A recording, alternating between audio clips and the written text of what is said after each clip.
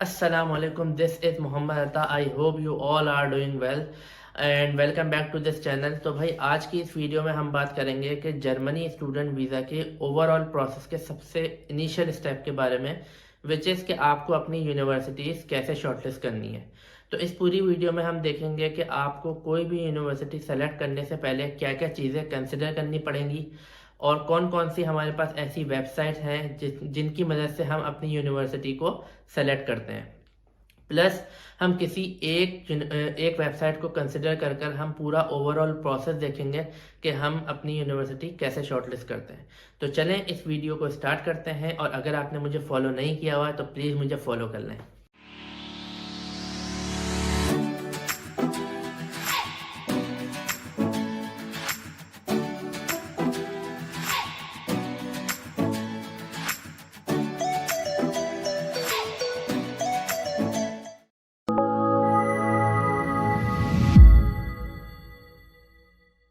देखिए, सबसे पहली चीज़ जिसका आपको ख्याल रखना होगा वो ये है कि आपकी यूनिवर्सिटी पब्लिक है या प्राइवेट है। क्योंकि देखें, पब्लिक यूनिवर्सिटी में ट्यूशन फीस बिल्कुल फ्री होती है, लेकिन अगर मैं प्राइवेट यूनिवर्सिटी की बात करूं तो प्राइवेट यूनिवर्सिटी में आपको एक हैवी अमाउंट पे करनी होती है एज आ ट्यूशन फीस। तो इस चीज़ का आपको ख्याल रखना होगा। सेकंड मोस्ट इम्पॉर्टेंट चीज़ वो ये है कि आपकी यूनिवर्सिटी की लोकेशन। क्योंकि देखें, जर्मनी में कुछ शहर छोटे होते हैं जिसमें आपके पास लेस नंबर ऑफ अपॉर्चुनिटीज़ होती हैं, कुछ शहर होते हैं बड़े जिसमें आपके पास अपॉर्चुनिटीज़ ज़्यादा होती हैं। तो मैं यही रिकमेंड करता हूँ कि अगर आप यूनिवर्सिटी सेलेक्ट कर ही रहे हैं तो आप किसी बड़े शहर की यूनिवर्सिटी सेलेक्ट करें, क्योंकि आपकी फिर डिग्री कंप्लीशन जैसे ही होती है उसके बाद आपके पास ऑप्शन ज़्यादा हो जाते हैं। तो मैं यही रिकमेंड करता हूँ कि आप बड़े शहर की यूनिवर्सिटी सेलेक्ट करें। तीसरी चीज़ आपको ये देखना होगा कि आपकी यूनिवर्सिटी आपको कितने क्रेडिट दे रही है। देखें, अगर आप फॉर एग्जांपल मास्टर्स करने आ रहे हैं तो कुछ यूनिवर्सिटीज़ होती हैं वो 90 क्रेडिट्स ऑफ़र करती हैं, कुछ यूनिवर्सिटीज़ 120 क्रेडिट्स ऑफ़र करती हैं। ये चीज़ आपको माइंड में रखनी होगी। अगर फॉर एग्जांपल आप पीएचडी करने जाते हैं, ठीक है, मास्टर के बाद, तो वहाँ पर आपको एटलीस्ट 120 क्रेडिट्स रिक्वायर्ड है। तो इस चीज़ का भी आपको थोड़ा सा ध्यान रखना होगा कि आपकी यूनिवर्सिटी आपको कितने क्रेडिट्स ऑफर कर रही है। अच्छा, एक चीज़ आपको ये ध्यान में रखनी है कि हर यूनिवर्सिटी की अपनी अपनी रिक्वायरमेंट होती है। एक होती है एकेडमिक रिक्वायरमेंट, एक होती है लैंग्वेज रिक्वायरमेंट। फॉर एग्जांपल आप मास्टर्स करने आ रहे हैं, एकेडमिक रिक्वायरमेंट में कुछ यूनिवर्सिटीज फॉर एग्जांपल बोलती हैं कि आपने कुछ पर्टिकुलर कोर्सेज जो है वो अपने बैचलर डिग्री में पढ़े हुए होने चाहिए। तो ये सारी चीज़ें आप ज़रूर देख लीजिएगा कि उनकी एकेडमिक रिक्वायरमेंट्स क्या हैं। Plus language requirement, for example IELTS की में आपको कितना बैंड रिक्वायर्ड है, ये सारी चीज़ें मेंशन होती है। तो ये ज़रूर आप गो थ्रू कर लीजिएगा कि यूनिवर्सिटी की रिक्वायरमेंट क्या है। फिर एक और चीज़ के डेडलाइन, फॉर एग्जांपल आप समर में या विंटर में अप्लाई कर रहे हैं तो एडमिशन अप्लाई करने की डेडलाइन क्या है, ये ज़रूर आप चेक कर लीजिएगा।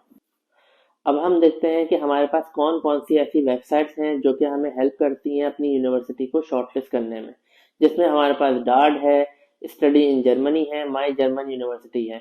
ये तीनों के लिंक मैं नीचे डिस्क्रिप्शन में प्रोवाइड कर रहा हूँ, आप इजीली जाके उनको गो थ्रू भी कर सकते हैं। तो चलें अभी हम कंप्यूटर पे चलते हैं और देखते हैं कि हमने अपनी यूनिवर्सिटी को कैसे शॉर्टलिस्ट करना है।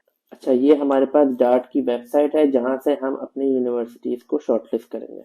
यहाँ पे हमारे पास ऑप्शन आ रहा है कि चूज योर प्रोग्राम। आपकी जो भी फील्ड होगी आप उसके अकॉर्डिंगली यहाँ पर आप अपना प्रोग्राम चूज करेंगे। फॉर एग्जांपल मैं यहाँ पे कंप्यूटर साइंस सेलेक्ट करता हूँ एंड यहाँ पर आपके पास कोर्स टाइप है। आपको बैचलर्स करना है या मास्टर करना है, उसके अकॉर्डिंगली आप यहाँ पर ऑप्शन सेलेक्ट कर लेंगे। फिर आपके पास ऑप्शन है कि कोर्स लैंग्वेज, ये कोर्स आपको किस लैंग्वेज में चाहिए। मैं यहाँ लेट से इंग्लिश सेलेक्ट कर लेता हूँ। फिर यहाँ पे एक और ऑप्शन है फील्ड ऑफ स्टडी का, ये सेलेक्ट करना कोई ज़्यादा मैटर नहीं करता, आप डायरेक्ट भी सर्च कर सकते हैं। जब आप सर्च पे क्लिक करेंगे तो आपके पास अपने सर्च के अकॉर्डिंग कुछ यूनिवर्सिटीज़ की लिस्ट आ जाएंगी। जो भी यूनिवर्सिटीज़ अवेलेबल होंगी वो यहाँ पर आ रही होंगी राइट हैंड साइड पर। अच्छा, लेफ्ट हैंड साइड पर मजीद और फिल्टर्स हैं, अगर आप वो उन फिल्टर्स को यूटिलाइज करना चाहें वो भी कर सकते हैं। लेट से यहाँ पर आपके पास ऑप्शन है सिटी। अगर आपने कोई पर्टिकुलर सिटी आपके माइंड में है कि आपको वहीं पर ही एडमिशन लेना है तो आप वो भी सेलेक्ट कर सकते हैं यहाँ से। फॉर एग्जांपल मैं यहाँ पे आंकन सेलेक्ट कर लेता हूँ और बर्लिन सेलेक्ट कर लेता हूँ, और लेट से हम यहाँ पर एक और फिल्टर अप्लाई करते हैं यहाँ पे कि मुझे फॉर एग्जांपल वो यूनिवर्सिटीज देखनी है जिसमें ट्यूशन फीस 0 हो, तो मैंने यहाँ पर नो फीस सेलेक्ट कर लिया। फिर इसके अकॉर्डिंग मेरे पास कुछ यूनिवर्सिटीज आ रही हैं, हम किसी एक यूनिवर्सिटी को देखते हैं। फॉर एग्जांपल मैं इस यूनिवर्सिटी को सेलेक्ट कर लेता हूँ, RWTH आंकन यूनिवर्सिटी। तो जब हम इसके लिंक पे जाएंगे तो हमारे पास डिटेल्स आ रही होंगी, हम ओवरव्यू देख सकते हैं, कोर्स डिटेल। फॉर एग्जांपल यहाँ पे ओवरव्यू में आ रहा है डिग्री, क्या डिग्री होगी, master of science in electrical engineering and information technology and computer engineering.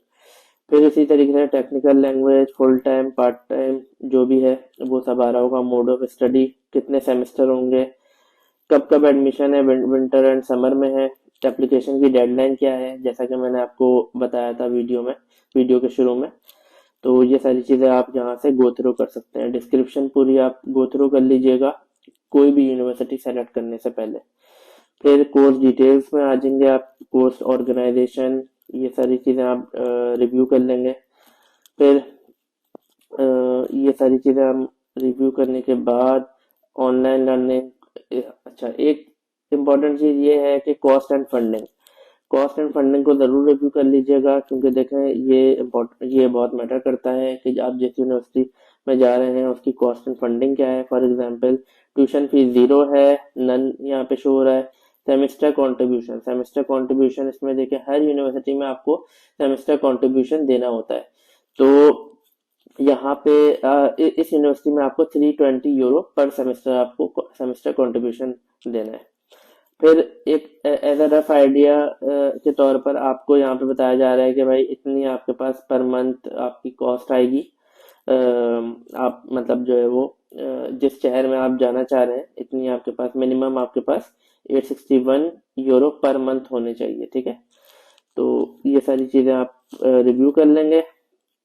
फिर आपके पास यहाँ पर रिक्वायरमेंट्स, ये बहुत इंपॉर्टेंट चीज़ है कि मैंने वीडियो के शुरू में भी आपको बताया था कि हर यूनिवर्सिटी की अपनी एकेडमिक एक तो रिक्वायरमेंट होती है जिसमें यूनिवर्सिटी मेंशन कर देती है कि फॉर एग्जांपल आपने जैसे यहाँ पे मेंशन किया हुआ है एटलीस्ट 28 ECTS क्रेडिट्स आपने एडवांस मैथमेटिक्स में किए हुए हों अपने बैचलर्स में।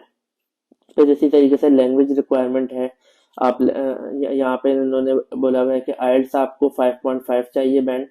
तो ये सारी चीज़ें आप रिव्यू कर लेंगे। उसके बाद एक इम्पॉर्टेंट जो है वो चीज़ ये है कि आपको एप्लीकेशन कैसे सबमिट करनी है।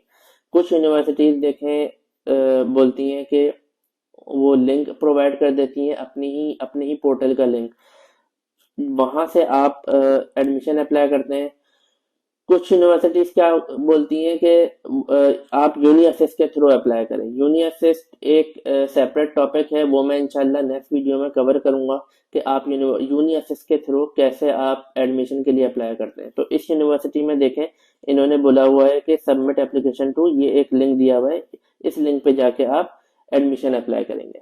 तो हर यूनिवर्सिटी का अपना पोर्टल भी होता है और कुछ यूनिवर्सिटीज यूनिवर्सिटी से रजिस्टर्ड भी होती हैं।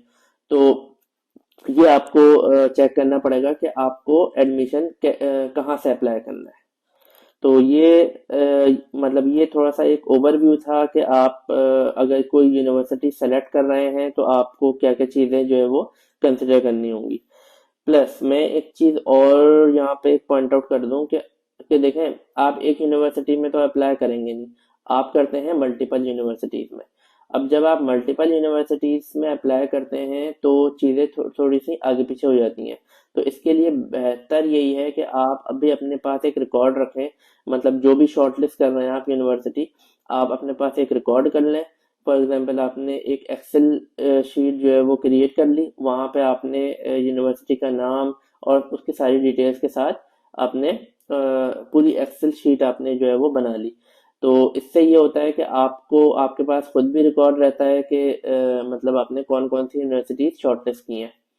तो ये एक पूरा ओवरव्यू था कि आपने यूनिवर्सिटी को किस तरीके से शॉर्टलिस्ट करना है। उम्मीद करता हूँ कि ये वीडियो आपको पसंद आई होगी और ये वीडियो देखकर आपको समझ में आ गया होगा कि आपने अपनी यूनिवर्सिटीज़ को कैसे शॉर्टलिस्ट करना है। लेकिन फिर भी अगर आपको कोई कन्फ्यूजन हो या आपकी कोई क्यूरी हो तो आप नीचे कमेंट बॉक्स में लिख सकते हैं, then I will answer to you accordingly. मिलते हैं इंशाल्लाह अगले वीडियो में। भाई को दुआओं में याद रखिएगा एंड हाँ, सब्सक्राइब करना ना भूलिएगा। अल्लाह हाफिज़।